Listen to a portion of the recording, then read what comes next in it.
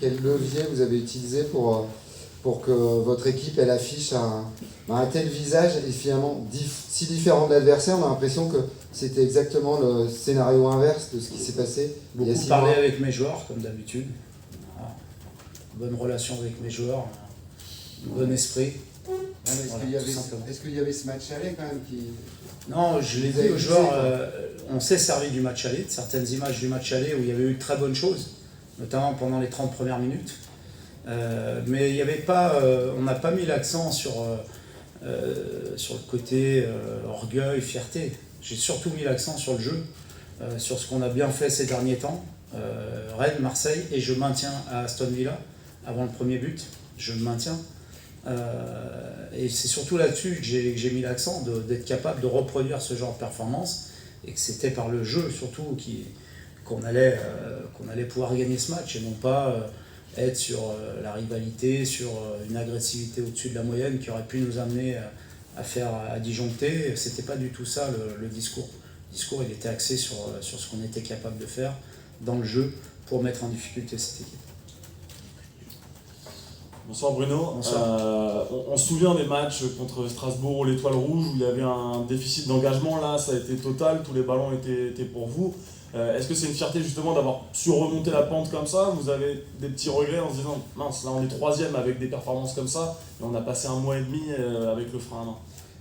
Je pense que chaque équipe a des passages à vide. Le nôtre, il a peut-être duré trop longtemps dans cette période de début d'année, mais ce qui est important, c'est d'être capable justement de réagir, de rebondir. Il y avait aussi quelques explications quand même à ces matchs dont vous parlez, notamment Strasbourg, Belgrade, j'en ai déjà parlé, je l'ai déjà évoqué au niveau de ma responsabilité, au niveau aussi des absences qu'on a eues, beaucoup d'absences importantes.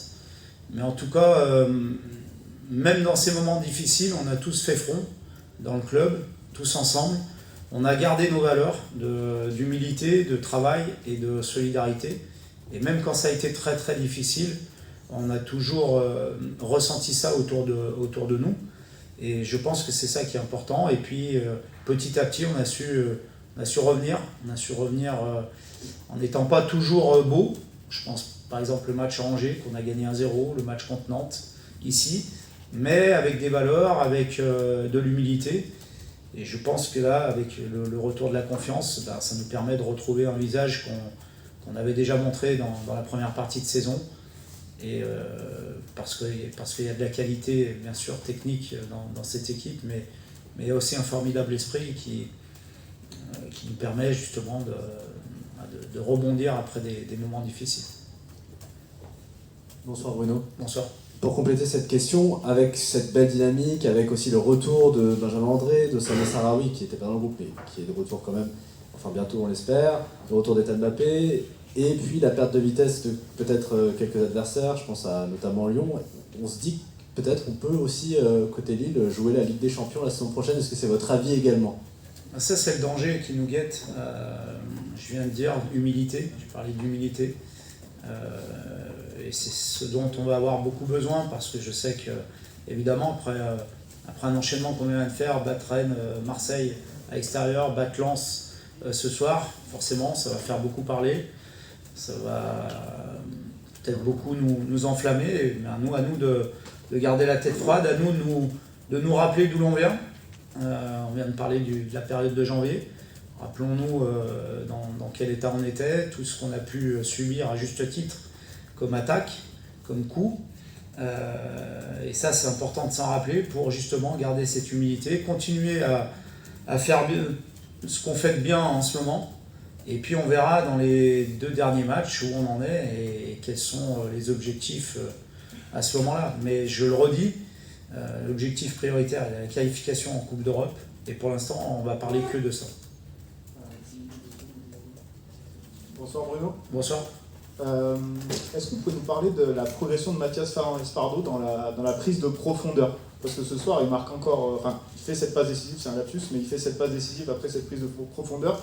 On a l'impression qu'il est de plus en plus coordonné avec les passes, même qui viennent de très très loin parfois. Est-ce que vous pouvez nous expliquer sa progression sur ce domaine-là?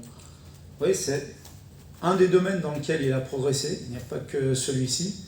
Mais je pense que c'est surtout une prise de conscience qu'il a eue progressivement, Mathias, à force de lui parler, parfois de manière bienveillante, parfois on n'a pas toujours été sympa avec lui.